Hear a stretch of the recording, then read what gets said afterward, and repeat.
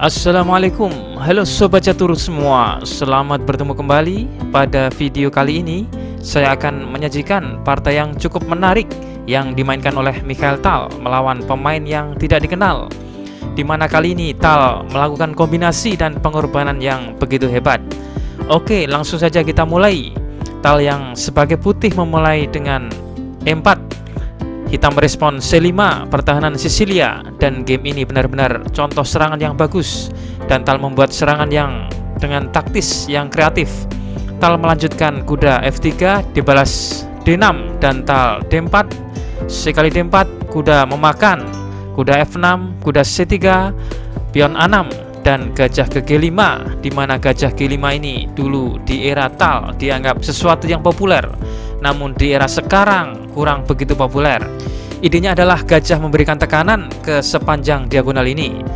Setelah hitam merespon E6, Tal melanjutkan dengan langkah yang sangat agresif F4, membangun kontrol pusat yang kuat serta mempersiapkan kemungkinan serangan di tengah dengan memainkan tusukan pion E5. Tapi hitam mengabaikannya dan memainkan langkah B5, dan sepertinya ini adalah sebuah kesalahan dari hitam karena setelah putih memainkan E5, D kali E5 dan F kali E5, rasanya hitam dalam masalah karena kuda dipaku dan sekaligus diserang pion. Tetapi pada kenyataannya tidak demikian karena hitam memiliki kalkulasi yang sangat menarik di sini, yaitu menteri ke C7.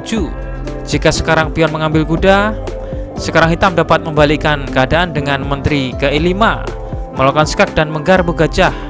Hitam akan mengambil kembali yang hilang tadi.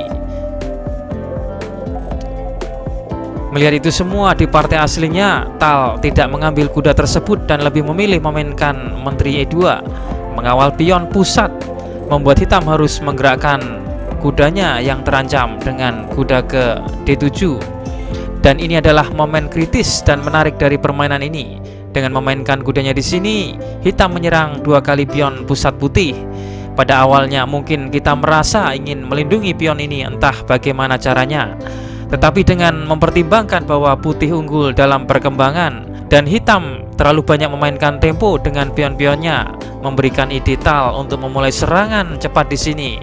Dan demi serangan ini Tal bersedia mengorbankan pionnya dengan melakukan rokade panjang.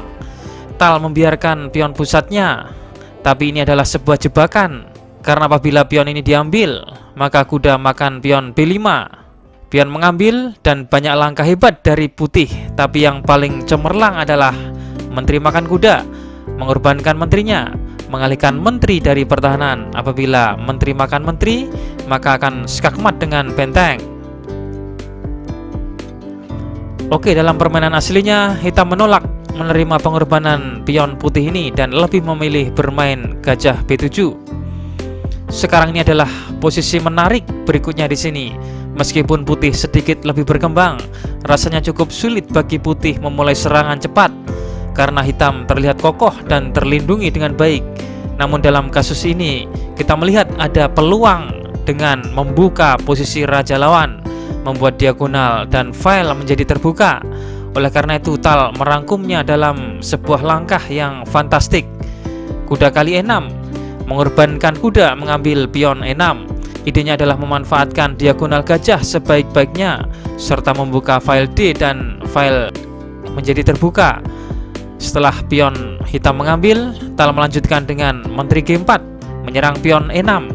Hitam melindunginya dengan menteri B6, dan sekarang pesulap dari Riga ini mengorbankan perwiranya yang lain, benteng D6.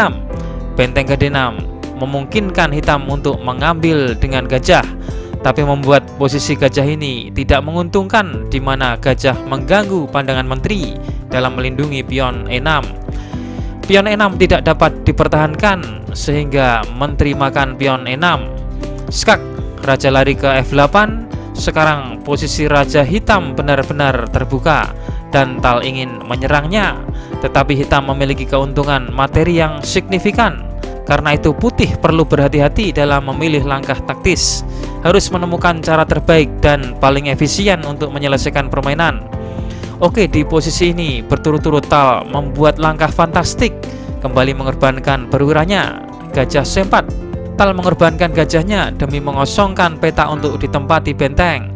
Kali ini gajah keluar membentuk formasi baterai di diagonal ini dengan ancaman mat di F7, dan mau tak mau hitam mengambil gajah ini. Kemudian pertanyaannya, mengapa putih menyerahkan gajahnya?